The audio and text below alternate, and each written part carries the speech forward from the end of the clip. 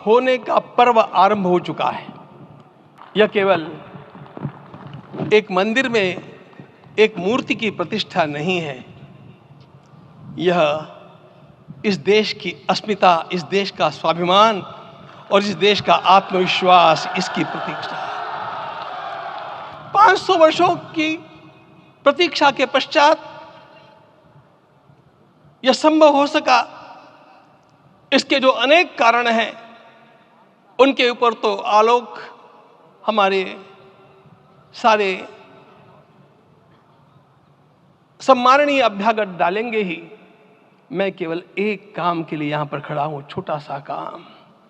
कारण तो अनेक होते हैं, लेकिन अनेक कारण मिलते मिलते आखिर वे एक विशिष्ट स्तर तक पहुंच जाते हैं और उस स्तर पर कोई महापुरुष हम लोगों को उपलब्ध होता है और उस विभूति के कारण युग परिवर्तित हो जाता है।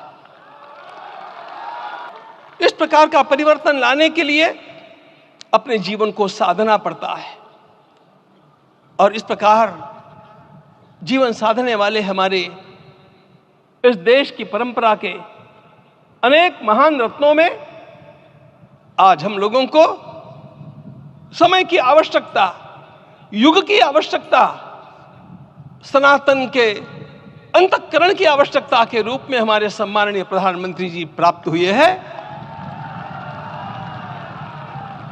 आपके मंगल हाथों से आज प्रतिष्ठा होने की बात थी, लेकिन मुझे इस बात का आश्चर्य हुआ जब मुझे लगभग 20 दिन पूर्व समाचार मिले कि माननीय प्रधानमंत्री जी को इस प्रतिष्ठा के लिए स्वयं अपने लिए क्या क्या अनुष्ठान करके सिद्ध करना चाहिए, स्वयं को उसकी नियमावली आप लिख करके भेजें।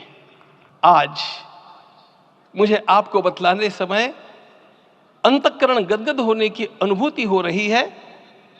हम लोगों ने महापुरुषों से परामर्श करके लिखा था, आपको केवल 3 दिन का उपवास करना है। आपने 11 दिन का संपूर्ण उपोषण किया। हमने 11 दिन एक भुक्त रहने के लिए कहा था, उन्होंने अन्न का ही त्याग कर दिया। हमने कहा था कि आपको विदेश प्रवास नहीं करना चाहिए, विदेश प्रवास टाल दिया सांसर्गिक देशों के इस दोषों की संभावना के कारण।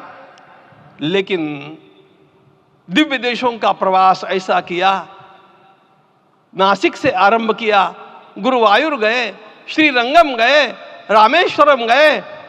इन सारे स्थानों पर जाकर के वहां के परमाणुओं को लेकर के और पूरी भारत माता के हर कोनों में जाकर के मानो वे निमंत्रण दे रहे थे कि आइए दिव्य आत्माओं, अयोध्या पधारिए और हमारे राष्ट्र को महान बनाने के लिए आशीर्वाद दीजिए।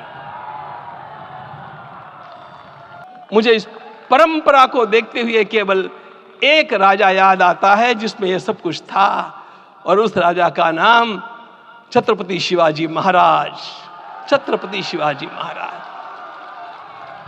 मित्रों, लोगों को पता नहीं है शायद, वे स्वयं जब मल्लिकार्जुन के दर्शन के लिए श्रीशैलम के ऊपर गए, 3 दिन का उपवास किया, 3 दिन शिव मंदिर में रहे और महाराज ने कहा कि मुझे राज्य नहीं करना है, मुझे संन्यास लेना है। उनके सारे ज्येष्ठ मंत्रियों ने उनको समझाया और लौटा करके लाया कि यह भी आपका कार्य भगवत सेवा ही है। आज हम लोगों को उसी प्रकार के एक महापुरुष ऐसे प्राप्त हुए हैं जिसको भगवती जगदम्बा ने स्वयं हिमालय से लौटा करके भेज दिया कि जाओ भारत माता की सेवा करो। ऐसा तपस्वी कोई राष्ट्रीय नेता प्राप्त होना यह सामान्य बात नहीं है।